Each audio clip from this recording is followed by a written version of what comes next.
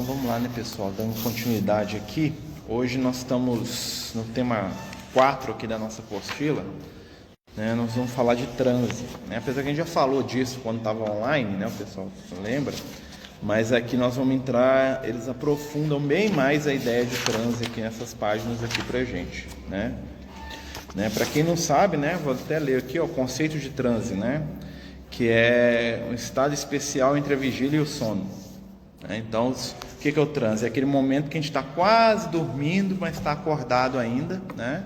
A gente está ali entre o estado de vigília, que é o estado da gente, né, no dia a dia, te acordado, né? E o sono. E o transe, normalmente, ele é uma parte do fenômeno mediúnico e do fenômeno anímico, né? Para a gente perceber um espírito, seja através da intuição, seja através da vidência, seja através de qualquer forma, a gente tem que estar em transe, tá? Então o médium, para ele perceber o espírito, ele está em transe, né? E aí tem as etapas, né, ou os níveis de profundidade do transe, né? Então, assim, a gente vai falar um pouquinho de cada um deles, né? E vai tentar aqui entender, né, o que eles têm a ver com a doutrina espírita. O Kardec, né, quando ele começa a estudar lá as questões da mediunidade, né, ele estava estudando uma coisa chamada, duas coisas na verdade, que era o magnetismo e o sonambulismo, tá? Eram dois fenômenos, né, que não têm ligação entre si, vamos dizer assim, mas que estão os dois relacionados com a questão mediúnica. Tanto é como na época do Kardec tinha um tipo de médium, né, que eles chamavam de médium sonambúlico, tá? Porque o sonâmbulo, na acepção do Kardec, era uma pessoa que mesmo dormindo ela conseguia conversar e comunicar com os outros, né? A gente vê lá nos filmes, né, na televisão, lá, aquela pessoa que sai andando dormindo, né? Aquilo ali não é tanto o sonâmbulo na acepção mesmo é o que conversa, né? A pessoa que ela senta na cama, parece que ela está acordada, mas ela está ali conversando com você e você tem acesso a um nível de consciência dela mais profundo. O Kardec, ele percebeu, né, na verdade, ele pegou aí o estudo de outros pesquisadores, né, que quando conversava com alguém em estado de sono, né, nesse estado sonambúlico, ele tinha muito mais acesso aos conteúdos do subconsciente da pessoa. Depois, com o tempo, né, o trabalho com sonâmbulos virou aquilo que o pessoal chama de hipnose, né? A hipnose no sentido não é aquela lá, você é um coelho, não é aquilo não. É a hipnose mesmo, que é o tratamento do sono, né? Porque hipnos vem de, né, o deus do sono grego, né? Então a hipnose é o tratamento com hipnos, ou seja, você faz a pessoa dormir e ali você consegue tratar, tá? Nem sempre a hipnose necessita que a pessoa converse, tá? Só o ato de dormir mesmo já tem um efeito curativo, né? E tem várias situações, né? Tem pessoas, por exemplo, que vão fazer tratamentos, normalmente tratamento espiritual envolve a pessoa dormir, né? Tem uma série de situações, tá? E isso por quê? Porque isso induz na pessoa um estado de consciência, né? O médium sonambúlico, né? A pessoa que tem uma mediunidade e tem o sonambulismo, ele tem uma característica mediúnica um pouco diferente dos médios com que a gente está acostumado. Por quê? O médium sonambúlico, ele consegue penetrar no arquivo espiritual do passado dele. Ou seja, se o cara, né, se ele tem um sonambulismo, ele está lá, ele está passando lá por uma hipnose, uma coisa assim, né? E aí o dirigente ou a pessoa que está conduzindo aquela ação com ele ali, começa a perguntar a ele, ele consegue algumas vezes acessar os arquivos mentais dele de outras vidas. Você pode ver que a maioria desses livros que a gente vê de pessoal que fala de vida passada, né, não sei se você já ouviu, né? Tem gente que faz aqueles best-sellers, o cara pesquisou 2.000 vidas passadas, não sei de quem. É através disso. A pessoa tem uma mediunidade sonambúlica, né? E a partir da hipnose ele entra num processo de regressão, e aquele processo de regressão permite que ele lembre coisas do passado com um nível tal de detalhe que dá para o cara ir lá e pesquisar, e muitas vezes encontra informação, tá? Então a gente tem uma fonte de informação muito interessante nisso. O que acontece é que às vezes também confunde o pessoal, né, com essa questão, é que muitas vezes a pessoa vai num terapeuta, alguma coisa, e ela não tem esse transe sonambúlico, mas ela tem uma mediunidade. E aí o que acontece muitas vezes, a pessoa é um médium sensível, ela senta lá, a pessoa começa a fazer um relaxamento com ela, ela dá passividade para a entidade, conta a história da entidade e ela sai do consultório achando que aquela história é a dela. Isso é muito comum de acontecer. Então, se a pessoa tiver a mediunidade e não tiver essa característica, por isso que um dos motivos que a espiritualidade fala que ela não recomenda muito, fazer esse tipo de situação, porque pode acontecer, da pessoa estar ali tendo um transe mediúnico no sentido clássico, e ela está dando comunicação do espírito lá que às vezes está com ela, ou com a própria, ou com o terapeuta, ou com está ali perto, Mas se for uma coisa tranquila, tudo bem. Ele sair pensando, que ele era a faxineira da rainha da Inglaterra, Mas se ele sair de lá pensando que ele era o Jack Estripador, então imagina o impacto que aquilo vai ter para a vida dele, Então, assim, por isso que tem que se tomar cuidado com esse tipo de situação, Como a gente, quando a gente fala a questão do sono e do transe, vamos lembrar que o fenômeno mediúnico, a mediunidade, vamos dizer, ostensiva, antigamente ela era estimulada, Então, assim, os médiuns antigos, eles eram estimulados, Por exemplo, você vê lá a história de mediunidade mais antiga do mundo são as pitonisas lá do templo de Delfos, lá na Grécia, Tinha uma cidade chamada Delfos lá e tinham lá as jovenzinhas que ficavam lá, normalmente adolescentes aí de 16, 17 anos, que eram criadas, um conjunto de templos, e tinha o quê? Tinha uma fenda vulcânica numa das cavernas lá e ficava soltando gás de enxofre naquela caverna. E aí o que acontecia? As meninas ficavam lá dentro, elas ficavam intoxicadas com enxofre e aquilo favorecia que elas entrassem em delírio, como o pessoal chama, ou em transe. E aí o que acontecia? Elas ficavam dando comunicações e algumas até muito que deram certo. Tem uma história famosa lá de quando os persas foram invadir a Grécia, que eles foram lá no templo e perguntaram para a menina lá o que ia acontecer. Aí a menina falou assim: vocês têm que esconder nos cavalos dentro d'água. Os cavalos de madeira que ficam dentro d'água. Aí o que o pessoal entendeu? O pessoal abandonou a cidade, foi para o mar, o mar Egeu lá, construiu uma frota de navio e a população de Atenas ficou inteira dentro do barco e depois eles foram lá e venceram a guerra. A cidade foi destruída, mas eles sobreviveram. E a menina falou assim: a cidade vai ser queimada toda. Isso está aí na história mesmo, o pessoal foi lá consultar, ou seja, tinha uma influência espiritual, de alguma forma ali. Então o que acontece? Outra forma muito conhecida são os povos indígenas, os povos africanos, que muitas vezes faziam chás ou beberagens ou fumavam determinadas substâncias que levavam a eles estados de transe induzido. E aí eles entravam com esse estado de transe induzido, eles entravam em contato com o mundo espiritual ali mais próximo ali deles ali, E eles conseguiam interagir, muitas vezes evitar uma morte de alguém, achar um remédio na mata, dar um recado dos espíritos lá de alguém que morreu, que estava querendo resolver alguma coisa, Então é um transe induzido, Hoje na doutrina espírita isso não existe, Nunca existiu na doutrina espírita, aliás, Porque os espíritos falam que a questão de induzir o transe, muitas vezes se torna um vício para a pessoa.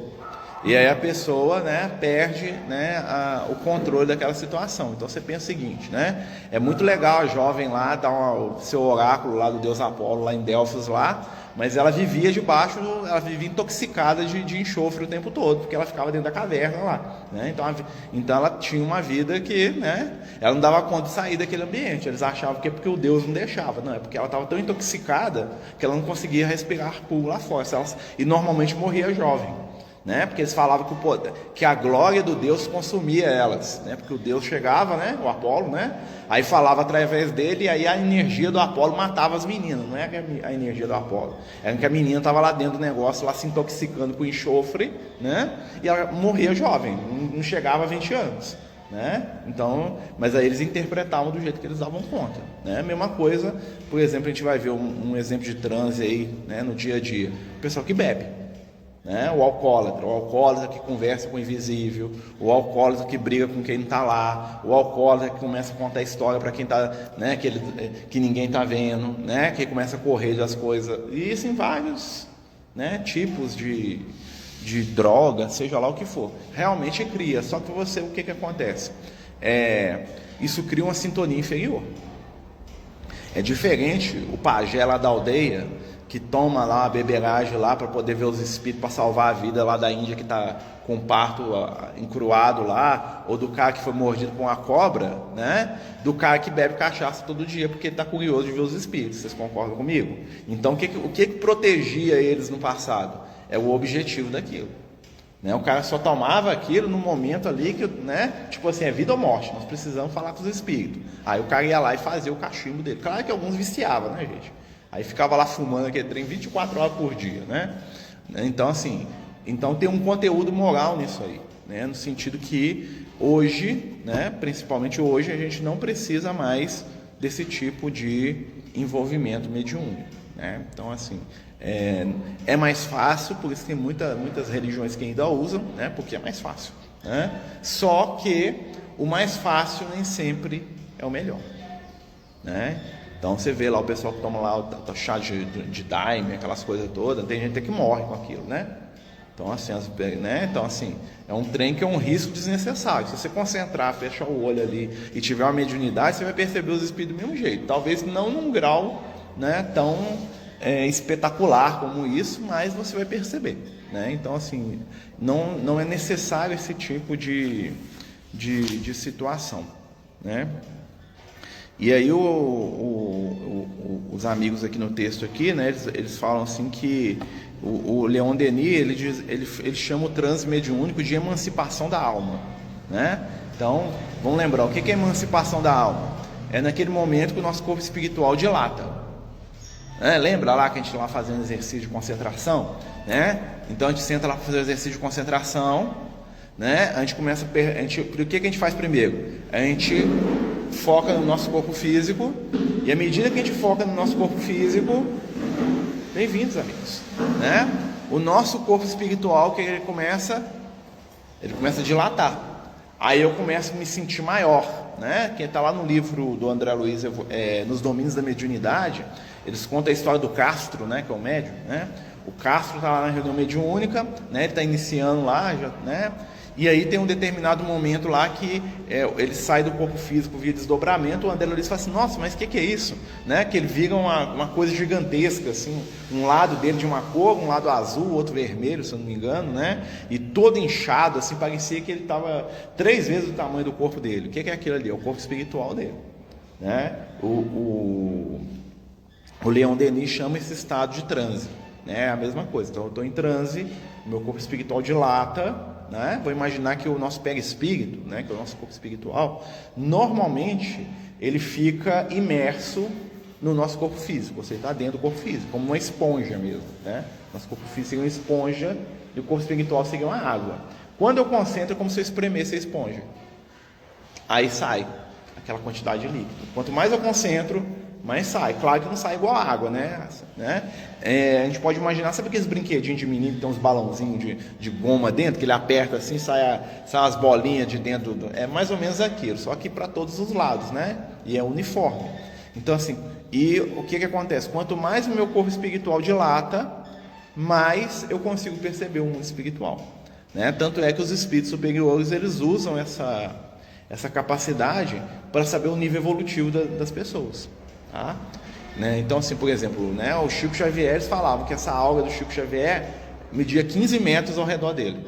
Quando ele estava lá psicografando, né, o pessoal fez uma medição lá com aqueles equipamentos Kirlian, né? Então falava que a 15 metros de distância eles conseguiam pegar a irradiação da alma do Chico.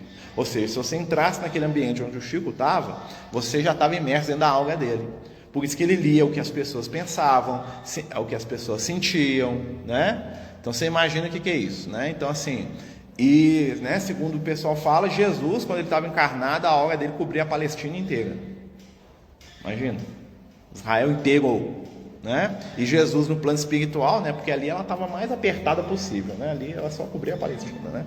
Jesus no plano espiritual, a aura dele cobre o planeta Terra inteiro, incluída a órbita da Lua.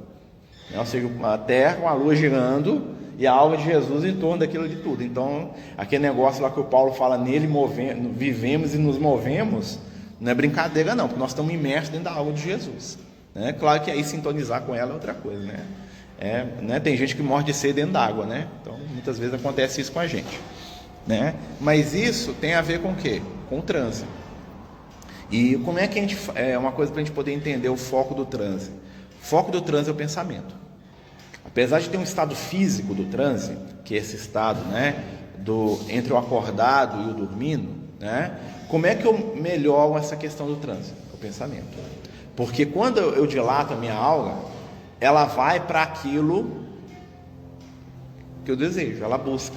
Seja ela, né, buscar pelo pensamento me conectar com alguém, seja eu sair com essa aura na minha consciência, né, e ir em determinado lugar, que é o que o pessoal chama de desdobramento, né? Na verdade, o que acontece no desdobramento? A minha aura dilata tanto, né, que ela parece que ela cria uma cópia minha, né, que está ligada ali, né, e essa cópia vai aonde a minha mente dá conta ou quer ir. Então, se eu estou com um sentimento de vingança, eu vou lá me vingar lá da pessoa, eu vou lá brigar, xingar, agredir, né? Se eu estou com um sentimento de amor, eu vou lá, né? Então, depende, né, da nossa vontade. Lembra lá no livro Nosso Lar, tem um capítulo lá chamado, antes do capítulo do vampiro, né?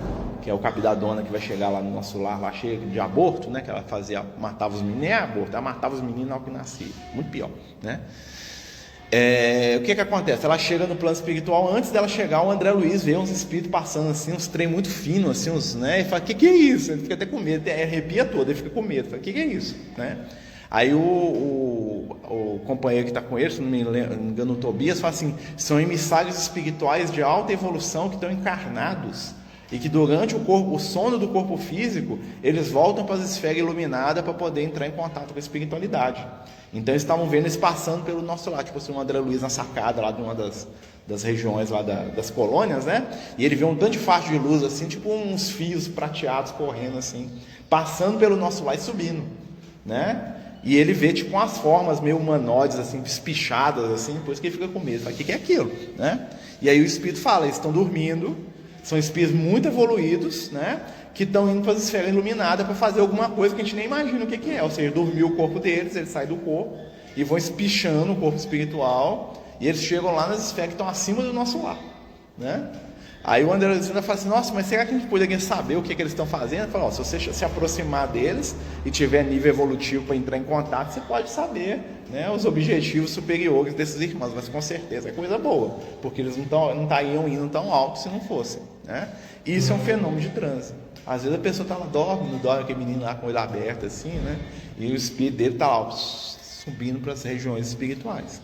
Na reunião mediúnica funciona da mesma forma. O médium, quando ele chega, né, ele entra em estado de concentração. O que acontece? O corpo espiritual dele dilata, e dependendo do nível de mediunidade que ele tem, ele percebe o mundo espiritual que está à volta dele. Alguns de maneira muito sutil, né, por intuição, por uma sensação, ou às vezes por ideias, por pensamentos, e outros já conseguem ter, né, um processo que a gente chama de desdobramento espiritual. A pessoa enxerga o mundo espiritual, conversa com os espíritos, né? Então, assim, às vezes isso depende de médium para médium, tá? Então, mas todos esses fenômenos são transes. Por exemplo, se eu estiver aqui conversando com vocês e passar um espírito aqui, eu enxergar ele, eu estou em transe para fazer isso. Só que às vezes o transe é tão sutil que a gente nem percebe, tá? Então existe o transe anímico, né, e o transe mediúnico. O transe anímico é quando a gente percebe, vamos dizer assim, pela nossa própria capacidade dos espíritos. O transe mediúnico é quando os espíritos se fazem serem percebidos. Ou seja, né, mediunidade e animismo. O que é o animismo? Animismo é quando, né, é da gente. Seja a minha percepção, se eu enxergo, eu escuto algum espírito está passando aqui, seja algum conteúdo da minha intimidade aqui, das minhas vidas passadas e tal, né? Sonambúlico, lembra? Muitas vezes é um fenômeno anímico. Mediúnico, né? Passou um espírito aqui, o espírito quer conversar comigo, ele veio assim e mexeu comigo. Passou aqui o espírito que quer me assustar, me cutuca, me dá uma ideia, grita na minha orelha.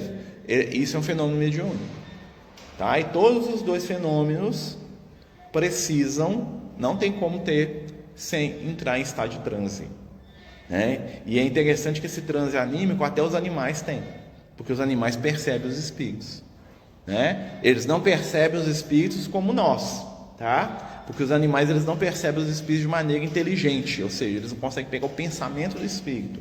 Os animais, eles percebem os espíritos sensorialmente. O que isso quer dizer? O animal, ele vai sentir o cheiro, ele vai enxergar, né? Ele vai sentir o gosto, ele vai sentir o toque. O animal só percebe o espírito através dos 5 sentidos, né? Ou então de uma imitação dos 5 sentidos. Por isso você tem a história lá do cavalo que para no lugar lá, né? Meu avô conta que ele tinha um cavalo que quando ele passava em alguns lugares, o cavalo não ia de jeito nenhum, né? E por quê? Porque tinha alguma coisa acontecendo ali na região. O cavalo viu, né, alguma entidade lá que assustava ele, o cavalo ficava com medo. O cachorro, gato, né? Então eles percebem, tá? Mas não é igual a gente. Por que não é igual a gente? Por quê? Porque eles não percebem a mente do espírito, o que o espírito está pensando, porque eles não têm capacidade nem de perceber a própria, né?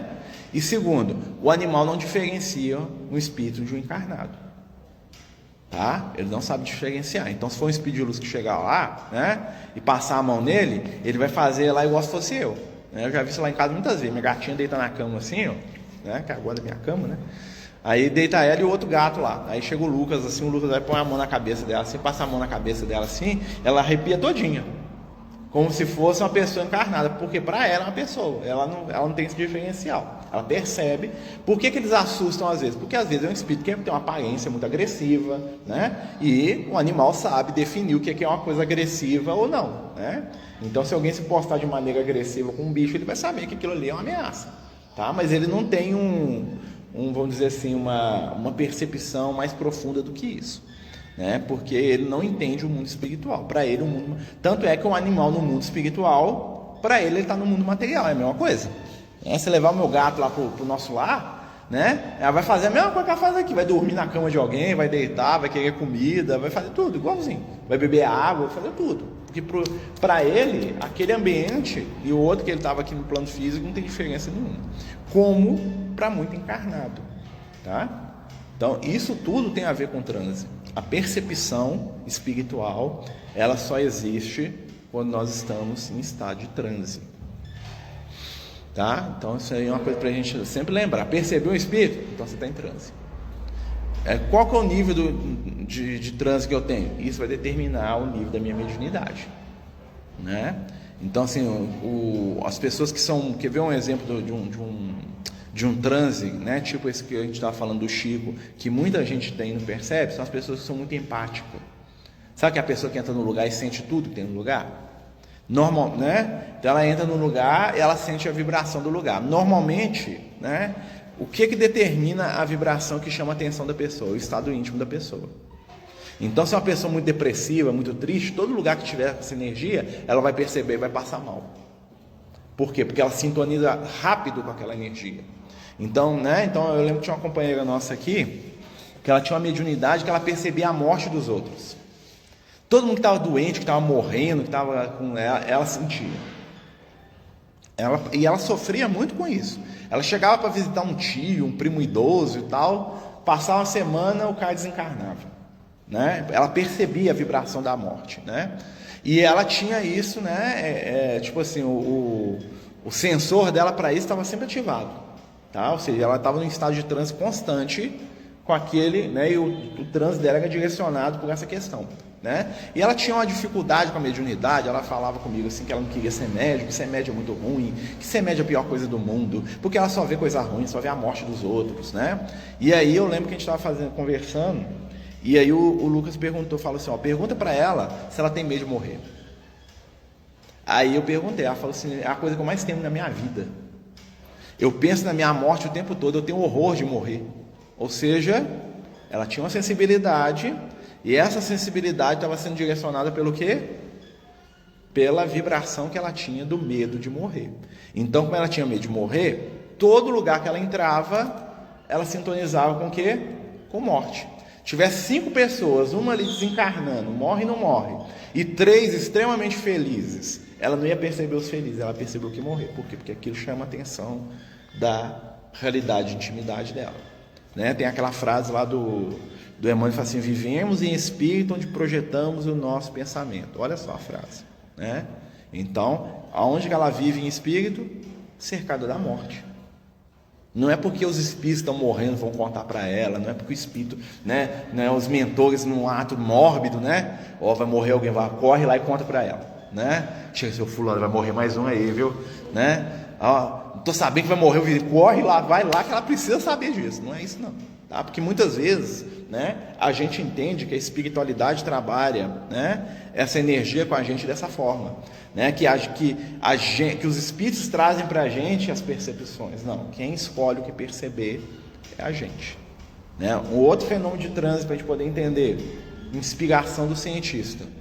Tá lá o Isaac Newton lá, né, lá na Inglaterra, lá pesquisando a gravitação universal lá e pensando lá, né, sobre a lei da gravidade, aquela coisa toda, né? O que ele faz quando ele está fazendo aquilo? Ele começa mentalmente a atrair o pensamento de entidades desencarnadas que lidam com as propriedades da matéria, né? Tanto é que os espíritos falam que quando ele estava lá fazendo isso, né, e ele era muito religioso também, né, o Isaac Newton era um cara muito interessante, né, porque além dele ser um grande cientista, ele era religioso fanático, né, tanto é que ele, né, o Charles Darwin também era, né, o Charles Darwin demorou anos para publicar a teoria aquele livro dele da origem das espécies, porque ele tinha medo de contrariar a igreja, né, porque ele ficava, não pode, está errado, né, ele brigava com ele mesmo, né. E aí conta que o que acontece? Quando o Isaac Newton estava lá estudando, aqueles espíritos gregos lá, o Demócrito, aqueles outros espíritos lá, né, que fizeram os primeiros, os primórdios da ciência, ficava tudo lá na casa dele, lá, dando ideia para ele, né? E ele conta, tem uma biografia dele que ele conta, né, que ele sonhava que ele estava na Grécia, que ele estava conversando com os filósofos gregos. O que estava acontecendo ali com ele? A mente dele, né, naquela ânsia daquela área da ciência, que era a área de interesse dele, ele estava conectado com as mentes dos espíritos que estavam naquilo ali. Aí você vai entender, por exemplo, um psicopata. O cara tem, né, vamos dizer que o cara tem uma psicopatia violenta, né, porque tem psicopata que não, né, nem todo psicopata sai matando os outros, né, gente? Tem o psicopata de lavar a mão, né? Ele tem né? Aí nós damos outros nomes, mas é a mesma, né? Se a gente for analisar, tem um psicopata que não come laranja, né? Tem, né? Vamos dizer assim, né? Só pra gente, né? Nem todo psicopata é um assassino. Ele pode ser uma pessoa compulsiva, né? Ele pode ser uma pessoa que não tem empatia, né? Mas ele tem um hiperfoco ali em alguma coisa ali, né? Então, assim, imagina, o cara, ele tem lá psicopatia, ele é um espírito violento. O que ele vai atrair mentalmente?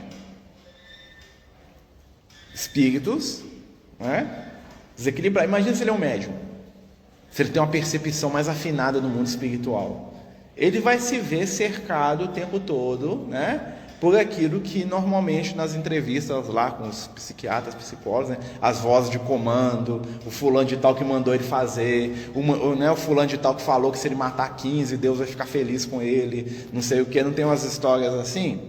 O que é isso? É o mesmo fenômeno do transe direcionado, ou seja, a questão do transe nós vamos ter o grau, né? Mas o que vai dizer os espíritos ou os encarnados que vão sintonizar com a gente é pensamento. Lembrar sempre disso, né? Como os espíritos falam para o André Luiz, a mente está na base de todos os fenômenos espirituais. Então eu quero, quando eu sento na mesa mediúnica, quando eu estou lá na reunião mediúnica, o que é o meu pensamento de dia a dia? É isso que eu vou trazer para a reunião mediúnica. Não adianta. Por isso, né, na década de 80, quando a Joana de Anjos foi fazer uma coleção de livros sobre psicologia, não sei se você sabe, né? Na década de 80 ela escreve, né? O que ela falou para o Divaldo? Mandou o Divaldo ler sobre psicologia. Né? Falou, você vai estudar aí que eu estou estudando lá de cá. Né? Foi lá conversar com o Jung, com o Freud, lá no plano espiritual, lá com os outros famosos, tudo lá. Né? Foi lá aprender, porque ela não sabia nada. Ela mesmo falou, não sei nada disso. Vou procurar os espíritos que sabem, vou aprender com esse e aprende aí também. Para quê? Para ele poder, né? Porque o foco mental dele não era esse. Então ele teve que fazer o quê? Ele teve que estudar para abrir a mentalidade dele para aquele determinado assunto, para que a comunicação dela nessa área fluísse muito bem. Por isso que às vezes você pega uma obra mediúnica, você pega um livro, né? E você pega o livro, e às vezes o livro ele tem, você fala assim, nossa, mas esse livro aqui está errado. Por quê? Porque muitas vezes a pessoa que psicografou ou que escreveu o livro, né? A mente dela não está naquilo, ela não tem conhecimento daquele assunto. Então o conhecimento que ela tem vai, vamos dizer assim, limitar o alcance espiritual daquele trabalho. Né? Então, por exemplo, imagina numa reunião mediúnica, né? Um espírito que vem trazer questão médica e comunica através do médico. Vai produzir muito mais que se ele comunicar através do engenheiro. Vocês concordam comigo? Né? Ah, mas pelo engenheiro não tem jeito? Claro que tem, tanto é que eles fazem trabalhos interessantíssimos, mas que o processo vai ser facilitado se tiver uma pessoa que tem uma afinidade com aquilo, né? Ou às vezes aquele engenheiro foi médico na última encarnação, facilita também o contato, né? Aí são as questões de quê? São as questões de que o pessoal chama de animismo, né? Tá dando para entender, gente, essa questão do transe, né? Ó, aqui ele está falando aqui dos tipos de transe, né? Que tem o transe superficial, né? E o transe profundo. O transe superficial é aquele que a gente consegue, todo mundo consegue na reunião mediúnica, que é aquele que a gente consegue através de concentração, né? E de, vamos dizer, que a gente fala de restrição sensorial, né? Quanto mais você restringe os seus sentidos físicos, mais fácil você entrar em transe. Claro que tem um limite ali, porque a maioria de nós dorme, né? Se deixar, a gente, né? Então, assim, às vezes, se você entrar num transe muito, muito pesado e você não tomar conta, você ressona, você cochila, porque você está ali na tábua ali da beirada do negócio, né? Então, quanto mais privação sensorial você tiver, mais fácil você entrar em transe, né? Por isso que na sala de reunião mediúnica é escura, por isso que a sala de reunião mediúnica muitas vezes não coloca, não tem barulho nenhum, às vezes o máximo que tem é uma música, quando essa música ajuda a induzir a pessoa a entrar em transe, tá? Algumas pessoas já vão ter dificuldade, né? Para mim, música é horrível em reunião mediúnica. Eu dou conta de lidar com a música, eu até consigo, mas me atrapalha mais que me ajuda. Porque parece que ela está gritando dentro do meu ouvido. Aí eu começo a prestar atenção na música e paro de prestar atenção, né? Então, assim, para algumas pessoas não, a pessoa entra naquela faixa ali, ó, né? Mas para mim fazer prece e fazer concentração e radiação, essas outras coisas, que não é mediúnico, música é fantástico, né? Dependendo da música eu choro junto com a música, começo a vibrar, eu sinto, tô crescendo aqui, tô cheio de amor para dar um pouco. Às vezes eu venho no ônibus assim, eu coloco umas músicas assim, o Tim Vanessa, assim, fico escutando aquelas músicas de Pedro, né? Assim, aí eu vou no ônibus assim, dá vontade de sair abraçando todo mundo no ônibus, aí entra a vibração da música, né? Mas na reunião mediúnica, se eu fizer isso, eu não concentro, entendeu? Então cada um de nós vai descobrir os seus pontos de foco, né? Aquilo que dá conta dentro do trabalho, né? Então tinha até uma companheira de uma outra casa espírita, uma dela até falou isso, que lá na casa dela eles punham muita música e ela não conseguia concentrar, né? Aí eu sugeri para ela poder usar uns tampão. Coloca um tampão aí, né? Ainda mais que ela é psicógrafa, ou seja, ela não ia dar comunicação, não ia precisar conversar com o dirigente da reunião, era só pegar o papel e escrever. Então ela põe um tampão, ela não estava, porque ela foi fazer isso lá, o pessoal falou que ela estava desrespeitando a casa. Porque eles colocam a música lá, ela coloca o tampão, tipo assim, né? Não quero ouvir essa porcaria, mas não é, gente, é porque ela não concentra, né? Então, assim, aí o pessoal pegou no pé dela por causa do tampão. Aí ela veio pedir a opinião lá. Eu falei, eu até conheci o dirigente lá. Eu falei, não, tampão não é desrespeito, né? Só porque ela não. Né? Então, assim, são as coisas muito interessantes. O transe superficial é o que a gente consegue mais fácil, né? Que é aquele transe que, principalmente quem é médium mais ostensivo, é o transe do vidente, do clarividente, do intuitivo, né? Já lembra que eu contei para vocês que às vezes eu estou no 11 lá e eu estou conversando com o espírito, eu esqueço do espírito, né? Ele está do meu lado, eu estou vendo ele igual estou te vendo aqui, ó, igual eu vendo vocês. Aí passa um negócio na rua, nossa, esqueci do espírito. Ele estava no meio da conversa, né? O espírito está lá falando comigo alguma coisa, lá nós estamos conversando, um assunto até empolgante. Aí eu pego meu celular, assim, nossa, está na hora aqui de eu ver aqui o vídeo aqui. Esqueci do espírito. 3 horas depois tem dia que eu chego lá no meu serviço, trabalho, na hora que eu estou saindo para voltar, que eu, nossa senhora, esqueci do espírito, né? Imagina, por isso que o espírito de luz tem que ser muito paciente, né? Mas você vai lá conversar com a pessoa, ela simplesmente em um determinado momento ela vira de lado assim, e esquece que você está ali. Se você for nervoso, você briga com ela, né? Por isso que os espíritos inferiores não têm muita paciência com quem não quer sintonizar com eles, né? Então, assim, imagina, esse é o transe superficial. O vidente, o clarividente, né, o clareaudiente, normalmente tem esse tipo de transe. Qual que é o transe profundo? O transe profundo é o transe da reunião mediúnica, tá? Esse transe profundo é o transe da pessoa quando ela está num estado tal que ela está entregue de certa maneira, claro, né, gente, dentro dos limites aí do controle que a gente tem que ter, ao que a influência do espírito desencarnado. Então, por exemplo, eu sento lá na reunião mediúnica lá, né, igual eu estava lá, ontem o João, né, a gente estava lá na reunião lá, né, o João participou com a gente na reunião, né, não que eu sento na reunião, né, o que acontece? Eu tenho a sensação, a sensação para mim é o seguinte: sentei na cadeira, fechei o olho, né, começou lá a prática, é como se, a sensação que eu tenho, como se eu caísse para trás dentro d'água. É o trem mais esquisito, né? Eu fico até assim, que eu não gosto da sensação, mas é essa sensação que eu tenho, como se eu estivesse caindo para dentro de mim na cadeira e caísse dentro d'água. Na hora que isso acontece, normalmente eu me vejo fora do corpo, do lado da mesa, assim, ó, e aí eu vejo os espíritos andando em torno da mesa, assim, uns dão um tchauzinho, assim, tipo assim, nossa, né? E outra coisa que eu percebo também, tudo que está acontecendo na mesa parece que está acontecendo em câmera lenta. Às vezes a pessoa está fazendo uma leitura, está falando alguma coisa lá, parece que ela parece que é tudo lento, mas lento mesmo, parece que você está naqueles filmes, né? Tá tudo devagarinho. Aí o que acontece? Normalmente, né, quando a gente faz a reunião mediúnica, normalmente um dos mentores da reunião ele vai lá e manifesta através de mim para poder, né, dar um bom dia, né, dar um recado inicial ali, né, sobre o trabalho, sobre um direcionamento.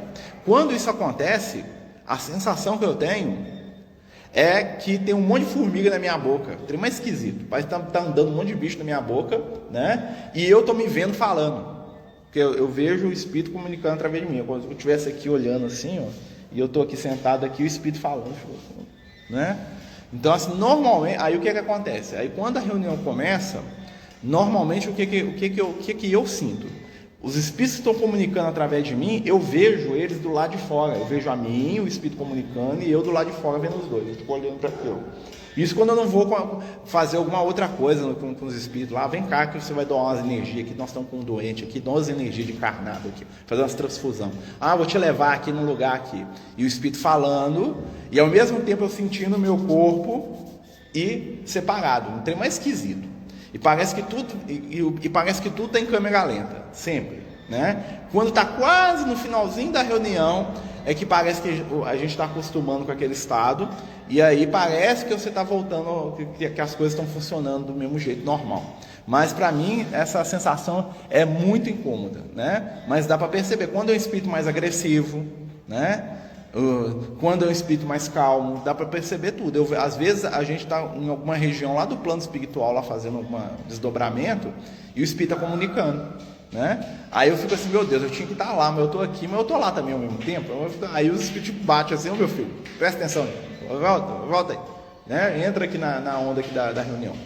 Isso é um transe profundo, entendeu? Você está no estágio de transe que se alguém, né, que você está fora do corpo, que é diferente do que muita gente acha que transe profundo é quando você esquece de tudo. Não é, tá? Um médium pode ser intuitivo e ele mesmo bloquear tudo que acontece com ele na reunião. Por quê? Porque ele está com medo daquilo, porque tem N motivos, tá? Então o transe profundo ele envolve normalmente desdobramento, tá? Ou seja, é uma coisa mesmo de mesa mediúnica mesmo, né? Quer ver outro caso de transe profundo? Você vai lá no candomblé, e aí quando você tem lá os filhos de santo, tem uma hora lá no ritual do candomblé, né, que os filhos de santo saem para dançar. Não sei se você já viu, eles vestem eles com as roupas, né, então se o cara é filho de Oxalá, veste ele de Oxalá. Se ele é filho de Ogum, de Assã, sei lá de qual, né, tantos que tem, né, eles vestem ele igual se ele fosse o próprio orixá, né, para poder, aquilo ali é feito para fixar a vibração do espírito. Aí a pessoa sai, ela começa a ir girando, fica lá girando, aquilo ali a pessoa está em transe profundo. A dança, aquele ato dela ali, ó, ela está tão mediunizada, tão envolvida pelo espírito comunicante, né, eles chamam de orixá, né, dentro do candomblé, que ela está fora de si ali. Ali, se você mexer ali, você conversa com o espírito, com a pessoa não. Por quê? Porque ela está num transe profundo também, tá? Então, essas religiões que tem essa, por exemplo, voltando lá no passado, a pitonisa grega, quando a menina levantava lá no meio lá e começava a dançar lá, né, no meio do enxofre lá, né, e aí o cara falava, ela tava, ali naquele momento já não era a menina, era o Apolo que estava falando ali, né. Então é o espírito lá que se intitulava o Deus Apolo, né, devia ser vários, né. Normalmente é um espírito superior que está, gente, ó, segundo a espiritualidade, os deuses gregos, na maioria, principalmente os bons, né, eram entidades desencarnadas, por isso que tinha os oráculos, né, onde esses deuses se manifestavam né? E muitas vezes ajudava as pessoas. Claro que tinha né, as coisas que não prestam, né? Mas assim, mas é interessante que é o mesmo fenômeno que a gente tem hoje. Só que muda, né, de acordo com a cultura, com a nomenclatura. É a mesma coisa o cara que está lá na igreja evangélica lá, né? Aí o Espírito Santo toma a Dona Maria e a Dona Maria começa a dar conselho sobre a vida de todo mundo lá na igreja. Né? Dentro daquilo que ela dá conta, dentro né, da ideia religiosa que eles têm. Mas o que é? É uma interferência espiritual que está acontecendo ali, né? Vou falar nisso. Como é que é? Tem. É a psicografia que o pessoal chama mecânica, né? Quando a pessoa está em transe profundo, é aquela psicografia mecânica, né? Quer ver um exemplo disso? O Chico, quando o Chico psicografava, a maioria das psicografias do Chico era semi-mecânica, ou seja, o Chico estava ali, ele estava percebendo o que estava acontecendo e estava escrevendo com o impulso da espiritualidade. Quando o Chico ia psicografar livro, era mecânico. Por quê? Porque a psicografia do Chico envolvia vidência, né? Não sei se você sabe, quando o Chico foi escrever o Paulo Estevam, e ele estava lá na Fazenda Modelo, ele psicografou o livro sozinho, não tinha ninguém, né? Era ele, o Emmanuel, né? E quem estivesse lá na hora lá de espiritualidade. O Chico contava que era o seguinte: o Emmanuel tirava ele do corpo, né? Ou seja, ele entrava em transe, ele se via fora do corpo, e o Emmanuel mostrava a história para ele, como se o Chico via as coisas acontecendo, como se estivesse num filme. Só que é um filme 3D, como se você estivesse lá dentro lá daquele negócio, como se tivesse, não é interessante, né? Como se você estivesse vestindo a roupa de realidade virtual e entrasse lá na época de Jesus. É isso, né? Quem já usou aqueles aparelhos de realidade virtual é aquilo, né? Um conceito que o Chico Xavier na década de 40, de onde que ele foi tirar isso? Hoje existe. Imagina o que é isso, né? E aí ele via a história acontecendo, né? O Emmanuel traduzia a fala do pessoal, porque estava todo mundo falando em latim, em aramaico, em grego, né? E o Chico, aquilo para ele era grego mesmo, né?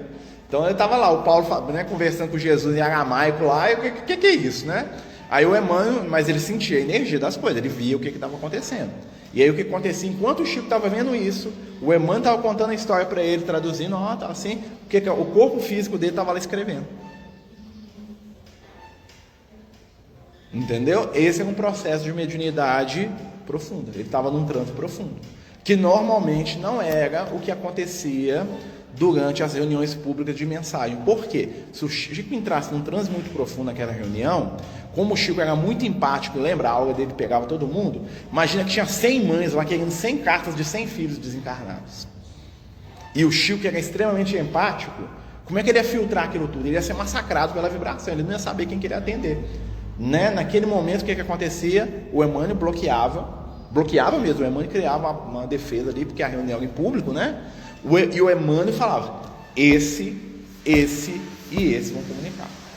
Por isso que muita gente fala, né? Eu tenho uma tia que foi lá uma vez, que fala o seguinte, que o Chico era meio sem educação com o pessoal. Por quê? Porque antes de começar a reunião, muita gente queria lá conversar com o Chico, pedir uma mensagem, aquela coisa toda, e raramente ele fugia disso tudo.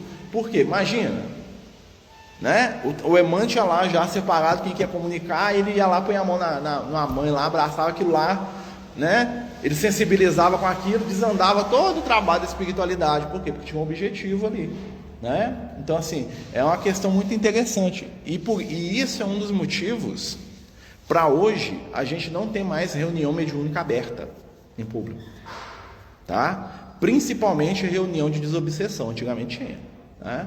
Por quê? Porque os médiuns hoje, na maioria dos casos, não dão conta. A vibração do pensamento de todo mundo que está na reunião, eles não conseguem isolar. Então, se você fazer uma reunião em público, o que pode acontecer na maioria das vezes, como os médiuns não estão preparados, né? Eles vão começar a dar comunicação um atrás do outro, dos espíritos estão acompanhando as pessoas que estão Porque a vontade daquela pessoa, nossa, eu preciso de ajuda para o meu filho, para o meu irmão, para o meu tio, meu pai desencarna. O médium, ele vai absorver aquilo, né? Então, por isso que hoje em dia não tem mais reunião pública, tá? Por quê? Porque os médios não sabem fazer mais, né?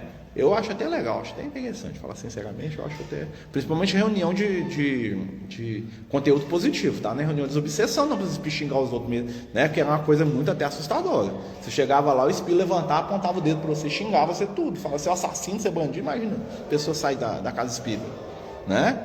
Então isso, né, tanto é que lá na década de 50, o André Luiz fez aquele livro Desobsessão, né, falando que reunião de desobsessão tem que ser fechada, não tem que botar os outros dentro da reunião de desobsessão não, porque aquilo ali é outra coisa, né, nem todo mundo. Mas as reuniões de consolo, que as reuniões para os espíritos de luz falar, eu acho que devia ter, né? Mas isso é outra história. Tá dando para entender, gente? Não, ainda tem um monte de coisa aqui. Jesus, o nosso tempo já está lá na tábua BH. Dessa forma que você falou. Porque, por exemplo, nós estamos numa doutrina, né, que fala da naturalidade da mediunidade, né? E as pessoas nunca terem acesso a isso, fica parecendo que é uma coisa de poucos escolhidos, né? Então, qual o problema do mentor, né? Vir aqui consolar? Eu acho assim. Se tivesse que fazer uma votação numa casa de frequentar, você vai falar, eu voto a favor. Porque eu acho muito gostoso. É uma forma da pessoa ver na prática aquilo que a teoria de tanto, sabe? Vivenciar o que o Cristo vivenciou. Eu também sou a favor, mas eu acho que a gente tem que ter muita maturidade, principalmente quem escuta e o médium. O médium, para ele não achar que ele é infalível, que ele vai ser o novo oráculo do Deus Apolo, né? O oráculo, eu sou o oráculo do Deus Apolo, né? O assassino da Piton, aí falava isso, né? Né? Ou seja, a palavra do Deus foi dita, né? E das pessoas que vão assistir, né? Ou participar de um trabalho assim, para elas também não endeusarem, né? E não entregarem a vida delas na mão do médium. O que acontece muitas vezes é que o que normalmente onde essas situações acontecem, né? Se não tomar muito cuidado, descamba nisso. O médium vira dono daquele lugar, né? Que é uma coisa horrível, né? Ou as pessoas endeusam demais ali, né? E não fazem aquela análise, né? Mas eu vejo que os pontos positivos são muito maiores, né? Mas é outra história. Oi?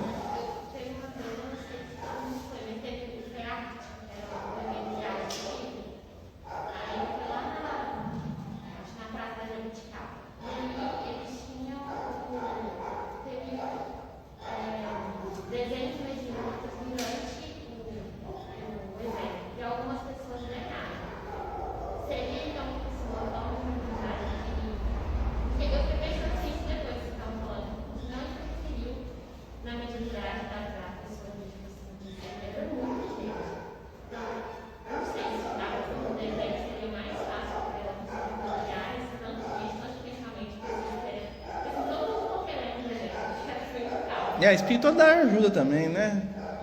Eu acho que, gente, é por aí. Você pensa que no início da doutrina espírita tem uma história que eu acho que é mais fantástica da doutrina espírita, né, para gente terminar aqui, que é a história do Camille Flammarion e o amigo do pai dele. O Camille Flammarion, né, para quem não conhece, né, ele foi um dos médios do Kardec, né, eles praticamente psicografou aquele livro A Gênese todo sozinho, foi o Camille Flammarion. E aí conta, né, que o pai dele era muito amigo do Kardec, antes, né, quando ele e o pai dele já, no iniciozinho ali, quando publicou o Livro dos Espíritos, aquela coisa que explodiu na Europa ali, o que acontece? Eles moravam na França, né, o pai dele fez uma viagem para a Inglaterra, e para poder, não sei, trabalho, uma coisa assim, e o pai dele que entendia, ele era tipo, tinha uns 10 anos, coisa assim, 10, 11 anos. E aí diz que chega na casa deles, lá na França, chega um moço que vinha da Bélgica, né? Tinha vindo da Bélgica para conhecer o pai dele, por causa dessa questão de espírita e tal, né? Porque estava para ver se o pai dele apresentava ele para o Kardec, aquelas coisas, né? De Europa do século retrasado. E aí o cara vai na casa dele, na hora que ele chega na casa dele, ele fala assim, o senhor Flammarion tá aí e tal. Aí o Camilo estava lá brincando com os meninos na porta da casa lá, chega assim, o senhor Flammarion é meu pai. Falei assim, eu queria falar com ele, eu vim da Bélgica, né, e assim, né, devia falar francês também, né, que eu vim de longe e tal, para saber e tal. Aí falou assim, meu pai tá viajando, tá trabalhando. Aí disse que o cara ficou triste, olhou para ele e falou assim, nossa, eu vim de tão longe aqui, né. Aí ele virou pro cara e perguntou assim, o que o senhor quer pro meu pai? Não, eu não sei, que eu queria saber sobre essa questão de espiritismo e tal. Espiritismo? O que você quer saber? Não, que eu ouvi falar que os mortos mandam mensagem. Falei assim, manda mesmo, pega aí. Chamou os coleguinhas dele, sentou no meio, na rua, pegou um pedaço de papel lá dentro da casa, psicografou uma mensagem da mãe do cara e deu pro cara lá na porta da casa dele, o menino. com dado a vida dele, contando a história da mãe, a mãe dele falando para ele perseverar, não sei o que. O cara foi o cara que fez o país dele ser um dos países mais espíritas do mundo, não sei se você sabe. A Bélgica é um dos países mais espíritas do mundo hoje, mais que a França. É o cara que abriu as portas para isso. O menino sentou lá no chão com os coleguinhas, fez uma prece, psicografou a mensagem e deu pro cara. Como que, tipo assim, beleza, hein, valeu, vamos brincar agora? E é isso. A naturalidade do negócio, né? Tem gente que fala isso, a pessoa cai para trás, né? Cai até, entra em delírio, né? Porque não pode, né? Mas pode, tanto pode que aconteceu, né? Você vê as histórias lá da irmã do Fogo, lá com 16 anos, lá no São Luís, ela na igreja lá, né? E aí ela vai na missa, né? Diz que ela chega na igreja, e aí ela começa a conversar com a pessoa lá, e o padre começa a questionar uns negócios dela, e fala uns trem errado da Bíblia. Aí o São Luís aparece para ela e fala, ele falou isso, isso e isso errado, fala para ele. E ela vai lá e ela corrige o padre no meio da missa. Né? E está registrado isso, né? Até que o padre expulsou ela da igreja, mas ela estava certa. São Luís preocupa para ela assim, né? Que é o mentor dela. Preocupa não, ele está errado, você está certa. Vamos ficar com Jesus. Aí depois ela conhece o Kardec, né? Ela esnoba o Kardec, né? Fala assim, não precisa de você não. Eu tenho o São Luís aqui, eu já sou médico, não precisa nada de você. Né? Na minha casa aqui é muito melhor do que lá onde você mora, lá fazer essas reuniões. Aí o São Luís cutuca ela, fala, não, é ele que você tem que seguir, você tá doida? Vai lá. E o São Luís vira o mentor da Sociedade Espírita de Paris. Né? Mas ele é o mentor, em primeiro lugar, dela, 16 anos de idade. Né? Olha só. Né? Então são as coisas para a gente poder...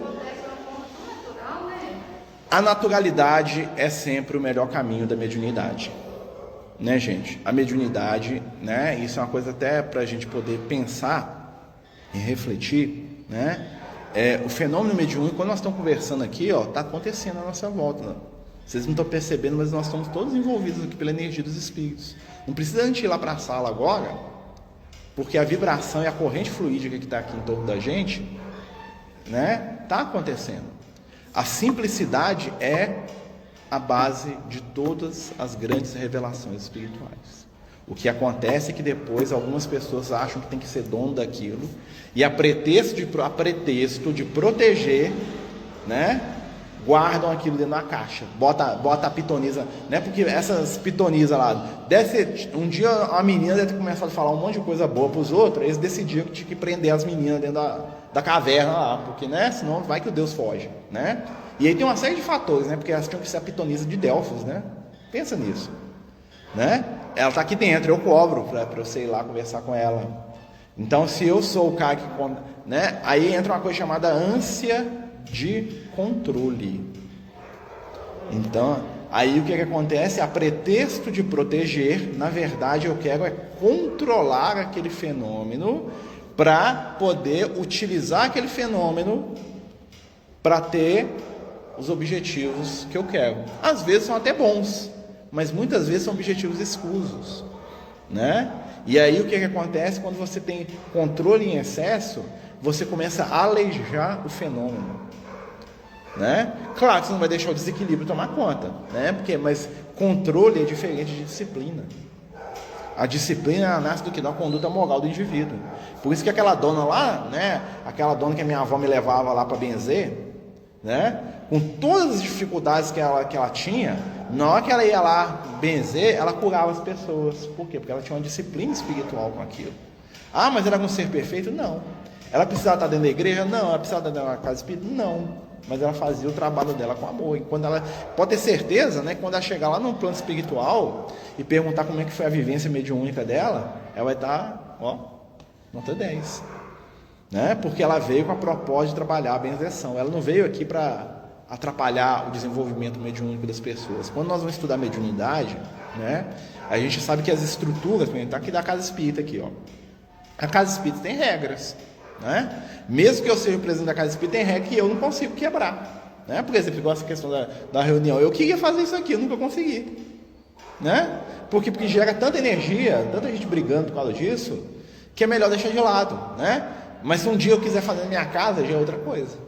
Ou se eu quiser alugar um lote, aí é outra coisa, né? Só que isso é uma coisa que tudo tem um custo. O custo que eu falo não é dinheiro, não, um custo, né? Então a gente ser nós mesmos, dentro do campo da mediunidade, tem um preço. né? Por isso que os espíritos, quando eles falam de mediunidade, a gente está estudando aqui a técnica da mediunidade, mas quando a gente vai estudar a mediunidade, vamos lembrar uma coisa: o que os espíritos falam para a gente? Nós temos que ser instrumento de Jesus. E aí eles pautam ser instrumento de Jesus em duas propostas dentro da espiritualidade: consolar e instruir. Você pode ser um médium, uma pessoa sentar lá no seu trabalho, sentar do seu lado lá, e ela conversar com você, você está ali sendo instrumento da espiritualidade para acalmar ela, sem que você cite espiritualidade para ela, sem que você fale para ela que tem um espírito do seu lado falando o que você tem que fazer, sem que você perceba que tem, mas que você sinta uma intuição. Quantas vezes isso acontece com a gente, não já? Né? Gente espírita é imã, né? Se não conversar com você, aí vai. Você está sendo médium ali, gente. Né? Não precisa fazer caras e bocas e falar assim: nossa, tem um espírito aqui que está dizendo a você, faça isso. Isso é teatro. Foge da simplicidade, né? Então, assim, como tem as estruturas que às vezes atrapalham, existem uns médiuns que atrapalham, que é um médium que transforma aquilo que é simples numa coisa teatral. Nossa, que eu estou morrendo, que tem uma energia negativa aqui. Ah, Jesus, né? Começa a ter tremelique em todo quanto é lugar, né? E isso, até que ponto isso não é uma materialização para chamar a atenção do outro?